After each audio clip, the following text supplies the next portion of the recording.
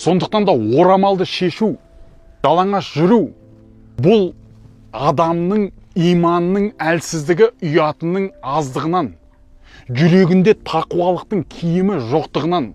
Өйткені Алла тағала Құранда: «Я бани адам, қад анзална алейкум либасан». Сендерге біз киім жараттық. Юари сауатикум вариша. Сендердің әуреттеріңді жауып тұрады ол киім. Және де сендерге әдемілік зейнет беріп тұрады.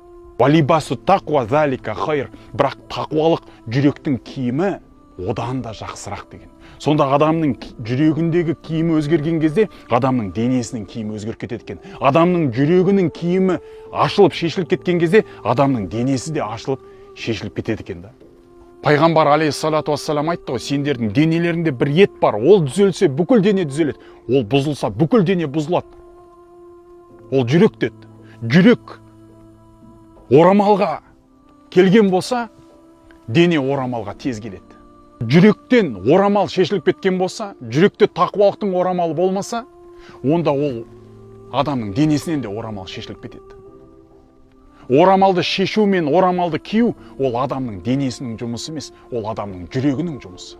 Сондықтан да адамды қараламастан бұрын, мынау орамалын шешіп сапты, мынау андай екен, мынау мындай екеннен бұрын сіз ойланып алыңыз. Бұл адамның иманы әлсіз.